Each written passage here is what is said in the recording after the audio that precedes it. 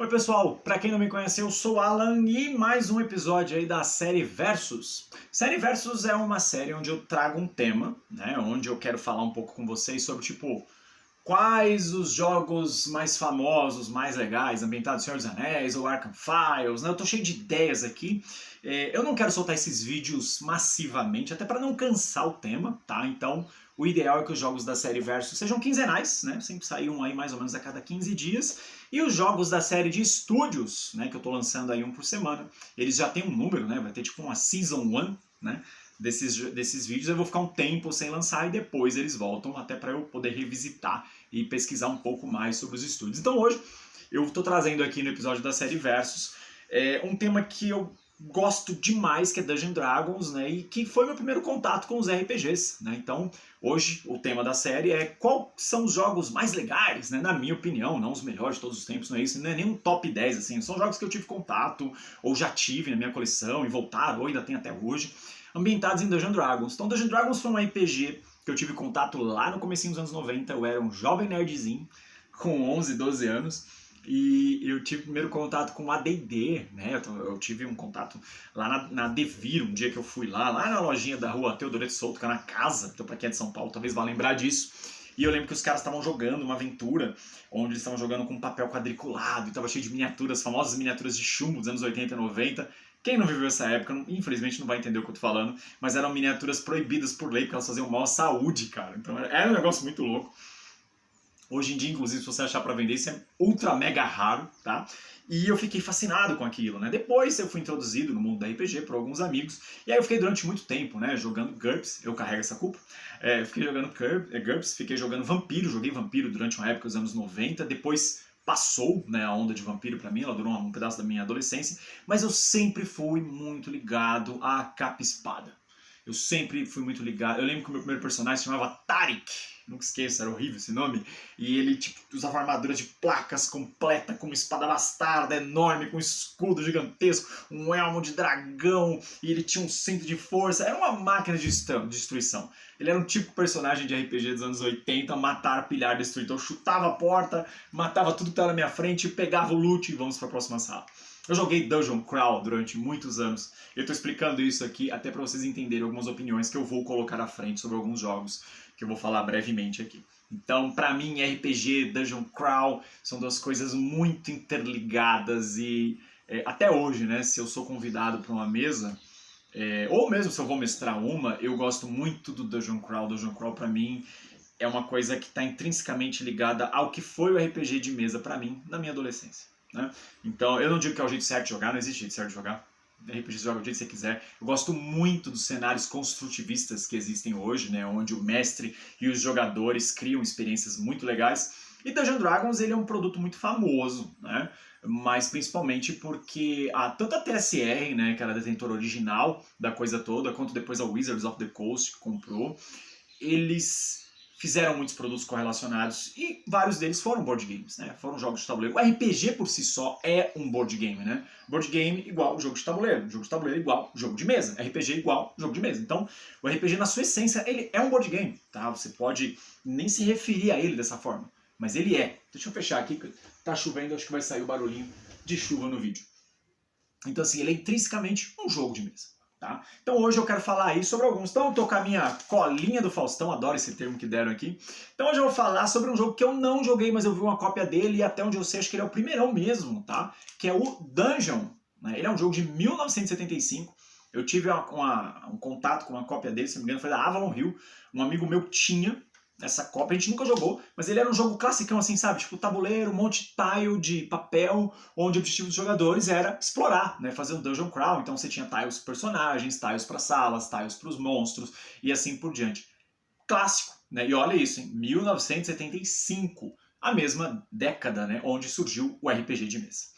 Continuando aqui, eu vou falar um pouco sobre um jogo que eu tive contato recente, peguei ele na mão, não joguei, mas lendo, né, as suas regras, eu vi que, até fui pesquisar no Board Game Geek, de fato ele é uma reimplementação do Sons of Anarchy, né, o Man of Mayhem, que acho que era esse o subtítulo. Os jogos que eu citar aqui, se eles tiverem review no canal, porque eu não vou lembrar tudo que eu falei no canal, mais de 500 jogos, eu vou deixar na descrição do vídeo para quem quiser saber a minha opinião na época, o que eu falei mesmo sobre esses jogos. E eu lembro que o Sons of Anarchy ele era um jogo assim, de muita interação na mesa, né? Ele tinha um controlezinho de área lá onde você ia fazer os negócios, onde você ia lá... Era um jogo de crime, né? Tema bem errado. Mas principalmente onde você podia interagir com os outros jogadores para fazer a sua gangue ser melhor sucedida, né, do que a dos seus adversários. O Vault of Dragons tem uma imagem do dragãozão na capa, assim, muito louco. E, diga-se passagem, existem poucos jogos de tabuleiro mais bonitos do que qualquer jogo ambientado em D&D, né? E os caras capricham mesmo na arte, porque eu acho que isso é uma coisa que é histórica, né, intrinsecamente ligado. Os jogos de RPG, baseados em RPG, né, aliás, baseados em Dungeons & Dragons, serem muito bonitos.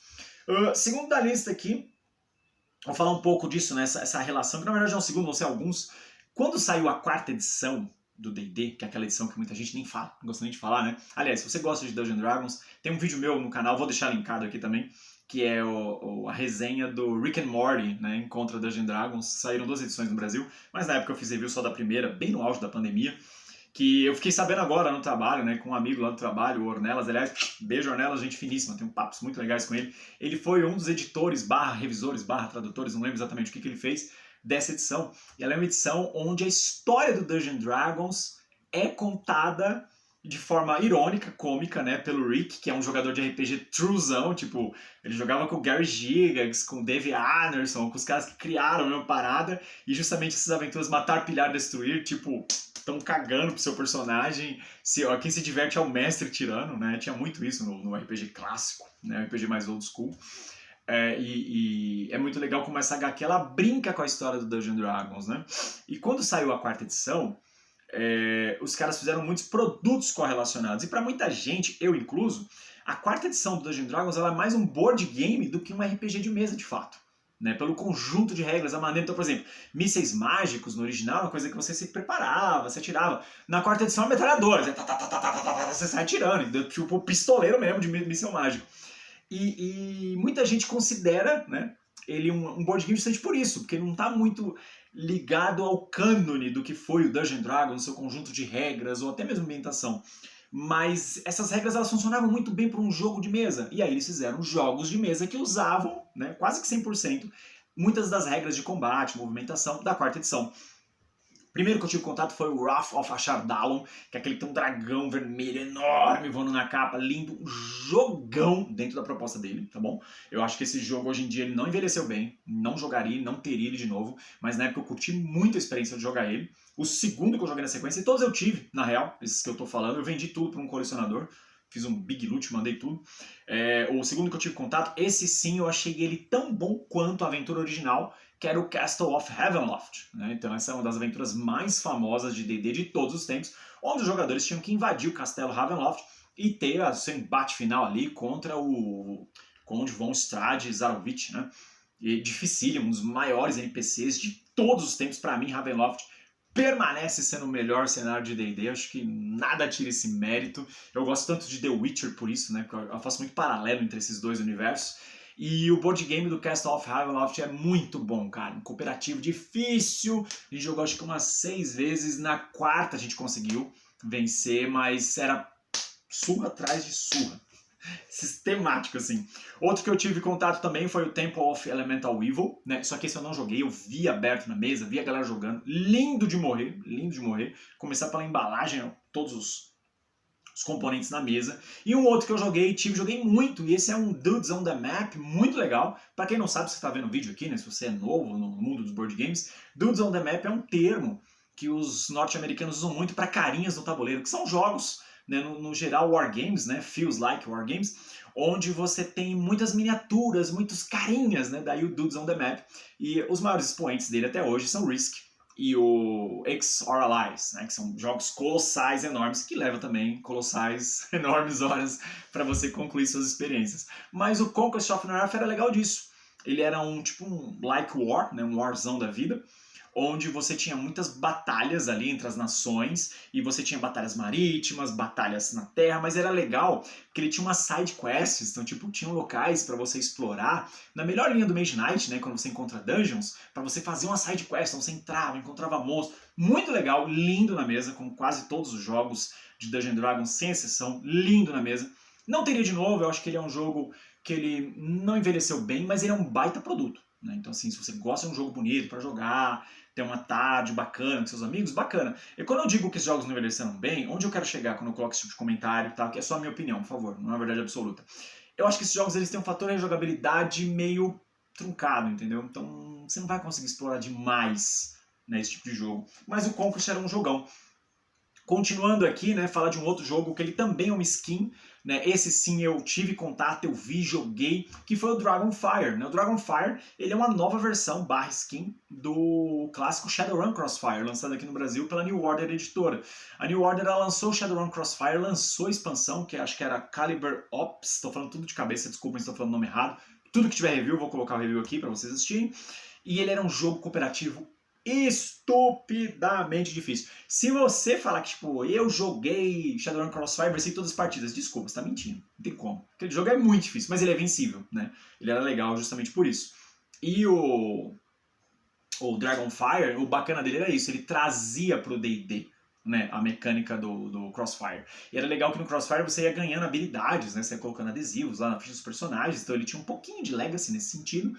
E o meu Deus, eu tô confundindo os nomes. O Dragonfire, né, muito legal como ele trouxe isso, a evolução de níveis, o ganho de habilidades. Uma ótima conversão de um jogo para outro.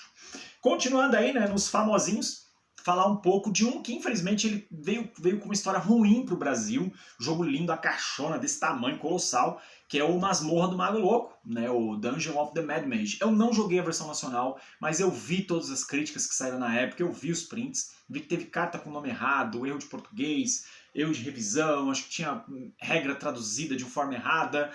Infelizmente ele teve um monte de problemas, eu tive contato com a versão gringa, né, a Dungeon of the Mad Mage, um amigo meu tem a cópia, a gente jogou inclusive alguns meses atrás, muito legal, um jogo muito divertido, mas é que nem eu falei, de novo esse jogo ele não me pega mais. Né, jogos de Dungeon Crawl, eu acho eles muito legais. A gente tem muitos exemplos, como o próprio Masmorra do Mago Louco, acho que a Espada e Feitiçaria, Sword and Sorcery, tô falando besteira aqui, que era aquele que a Dever lançou, que tem review também no canal, o próprio Descent, né, o Lendas da Escuridão, que tá todo mundo jogando aí agora, foi muito legal, né, que todo mundo conseguiu adquirir o jogo, eu vejo fotos lindíssimas, vejo vídeos do pessoal jogando, é uma experiência muito imersiva, mas intrinsecamente para este que vos fala, Dungeon Crawl ainda, pra mim, tá intrinsecamente ligado a um papel, um lápis, uma borracha e um cara na frente me contando a história, ou eu fazendo isso com meus jogadores de mesa. Mas nada contra, eu acho que são jogos muito bons, né? Jogos da categoria, exploração de masmorras, eu ainda prefiro jogar RPG quando eu me disponho a esse tema.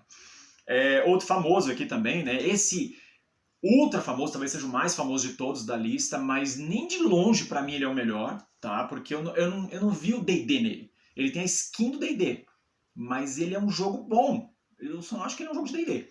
Que é o Lords of Waterdeep, né? Que ele tem uma expansão, a Scoundrels of Skullport. A memória, o HD tô vendo as engrenagens rodando aqui para eu lembrar tudo de cabeça.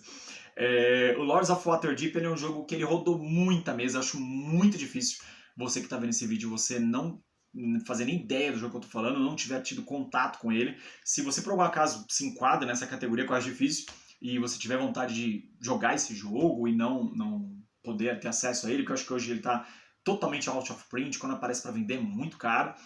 Baixa o app dele é legal, eu joguei o app dele muitas vezes no tablet, assim, muitas mesmo. Tem tanto base quanto a expansão. Por que eu tô falando que eu não acho que ele é um jogo de D&D? Porque em todos esses que eu citei anteriormente, eu me sentia assim, sabe, tipo, putz, isso aqui é muito do D&D, isso aqui é muito do AD&D, e esse não, ele é uma skin. Tipo, tá lá, o tema tá colado com custo, porém o jogo é bom. Sabe aquele bolo da avó? Sabe aquele, quando você vai na casa da sua avó e sua avó faz aquele bolo? Sabe aquele bolinho de chocolate, bolinho de cenoura com chocolate? Sabe aquele pãozinho quentinho, caseiro, com a manteiguinha derretendo? Aquele cafezinho com leite, com aquela pitadinha certinha de açúcar que só sua avó sabe fazer? É o Lords of Waterdeep, é isso. Entendeu? Acho que ele é aquele comfort game, entendeu? Ele é um comfort game. Ele é gostoso de jogar, mas eu não vejo dele. Mas ele é lindo. Que jogo bonito. Caraca, a caixona, bichona assim, ó, pá, enorme. Se tiver vídeo, eu não lembro se eu gravei, mas se tiver vídeo também vai estar na descrição, você vai ter contato com ele aí. Deixa eu ver aqui se eu tô esquecendo alguém antes de eu passar para os que estão do meu lado aqui. Outra aqui, ó, maravilhoso esse que eu vou falar agora, que é um jogo que todo mundo me pergunta, por que não lança esse jogo, editora nenhuma lança esse jogo, por quê? Que é o Betrayal at Baldur's Gate, né, que é uma reimplementação skin, na verdade, do Betrayal at the House of the Hill. Né? Ele é um jogo publicado lá fora pela Avalon Hill. Né? A Avalon Hill tem grandes jogos, né? Alguns de maior expressividade, outros nem tanto. E o Betrayal ele é um dos mais famosos, né? Um jogo de papel secreto. Então ele é um jogo que ele tem Dungeon Crawl, né? Você vai explorando a casa na colina, ou aqui no caso as masmorras de Baldur's Gate. Mas é muito bacana como a mecânica de traidor dele é muito bem implementada e o fator narrativo desse jogo ele conversa diretamente com os melhores jogos da linha Arkham Files, por exemplo. Você tem muito texto, você tem uma carga massiva de coisas para te deixar ambientado ali no mundo do Cthulhu e tal, e aqui é a mesma coisa. Né? Então ele te deixa inserido mesmo dentro do D&D. Para mim ele é um dos melhores jogos narrativos que eu já vi até hoje. Então assim, se você gosta de jogos, por exemplo, Sherlock Holmes Consult Detective, que acabou de ser lançado, jogão, ou coisas como Time Stories, como Unlock, cara, você vai amar o Betrayal. Você vai amar. Só que aí eu deixo uma pergunta. Esse jogo não sai no Brasil porque ele é difícil, né, de trazer, que eu não sei, eu realmente não tenho acesso a esse tipo de informação, mas o público não engaja nele. Como é que é a tua percepção? Você que está vendo esse vídeo, escreve aí. O que você acha de jogos narrativos? Porque eu acho jogos narrativos uma das melhores coisas que existem, porque eles me remetem diretamente ao RPG, né? Então você tem que... Eu amo ler, né? Então é um jogo que eu tenho que ficar lendo ali e tal, eu tenho que narrar para as pessoas. E mestre de RPG é uma merda, né? Você tenta contextualizar tudo e cria aquele clima e traz as pessoas para dentro do tema. E o Betrayal é uma das melhores coisas nesse sentido, assim, ó. Obra-prima. Outra série também que é, de novo, né, quando eu falo de D&D eu tenho que falar do visual lindo de tudo, que é o D&D Attack Wing. Né? Até no vídeo da WizKids, quando eu falo de estudos editoras, que saiu recentemente, não lembro quando, eu cito lá, né, a série... eu vou esquecer o nome! Que é a série do Star Trek. Né? Então tem X-Wing, né? O X-Wing que é o base, linha colossal, diversos produtos lançados, e aí o X-Wing gerou alguns derivados. Né? Um deles foi esse de Star Trek, que eu não vou lembrar o nome, Starship Captains é outro. Enfim, sei lá. E esse do D&D, né? Esse do D&D, cara, infelizmente eu nunca joguei. Só vi assim, sabe? Peguei fisicamente na mão. Infelizmente nunca joguei. Só que você joga com dragões, você joga com... Entendeu? Pra não falar palavrão, não gosto de falar palavrão, né? Mas você joga exatamente com os F-Dragons, entendeu? Assim, não só eles, né? Tem outras criaturas voadoras também, como grifos, por exemplo. E ele é o X-Wing, só que pra D&D. Lindo! Lindo. Vamos ver o que mais eu posso falar aqui. Então acho que agora eu posso passar para os meus considerações finais aqui. Falei tudo que eu queria falar. Falei. Aqui dois que eu quero mostrar, né? Um que eu mostrei num Drops recentemente, que é o Dungeon Mayhem, né? Nem só de jogo grande vive o board gamer, né? Verdade seja dita. Mas o Dungeon Mayhem é um fillerzão aqui, que saiu no Brasil pela Galápagos, bem no comecinho de 2020. Hoje em dia tá difícil achar isso aqui, viu? Com sorte você acha. Ele é um jogo onde cada um vai pegar um personagem, pode ver que ele é 8+, para jogar com crianças numa boa. E o objetivo é matar, pilhar, destruir. Aqui todo mundo se bate e é bem legal. Mas para mim o War Concours dessa lista, sem discussão, é o Tiranos da Umbra Eterna, né? Ou Tyrants of Underdark. Esse jogo ele tem duas versões. Essa aqui é a da Cronos, que foi lançada no Brasil. Depois a própria Cronos lançou ele com uma expansãozinha pequenininha que trazia as aberrações dos mortos-vivos, né, que são as 6 facções do jogo, tá tudo aqui dentro dessa caixa. Ele foi relançado em 2021, se eu não me engano, acho que aí numa caixa 30x30, onde já vem todo o conteúdo, né? O base vem com 4 facções e você comprava as 2 facções extras. E aqui no Brasil teve uma série de problemas, infelizmente, né? Desde revisão, que, coisas com título em português e inglês, ou alguma palavra em inglês no meio do texto em português, ou vice-versa. Teve problema de revisão, dá pra jogar, ele é jogável, tá, mas você tem que abstrair disso. O manual dele é muito mal escrito, não de tradução, mas mal escrito originalmente mesmo, deixa muita dúvida, tá? Mas tem muitos vídeos bons de regras aí pela internet explicando a ideia desse jogo. Pra mim, eu ainda o considero um dos melhores controles de área com deck building que eu já vi na vida. É incrível como ele joga fácil, mas como é difícil jogar bem. Ele é um jogo muito de timing, né? Eu tenho algumas ótimas partidas nele, muito bom. Ele voltou pra minha coleção recentemente, ele tinha saído também. E eu acho que ele traz o controle de área, aquela pressão das casas Drown lutando, a maneira como as cartas se correlacionam, a maneira como você tem que sacrificar, né, para você subir de poder, e você tem que trair, tem umas alianças que você foge, não vai fazer nada. Jogão. Então é isso, pessoal. Queria falar hoje brevemente aí sobre alguns dos jogos, nem de perto eu falei de todos, tem muito mais jogos ambientados D&D que isso, mas alguns dos jogos que eu tenho, tive ou, né, ainda tenho na minha coleção, tenho na coleção, tive contato ou ainda tenho contato de alguns jogos de Dungeons Dragons na minha coleção. E você, qual é o seu preferido? Comenta aqui, eu gosto muito quando vocês comentam, participam aqui, né, citando ou até me corrigindo mesmo, eu acho muito bacana, principalmente quando vocês me corrigem quando eu falo alguma besteira. Críticas, comentários, sugestões sempre bem-vindos e até o próximo episódio da série Versus. Tchau, tchau.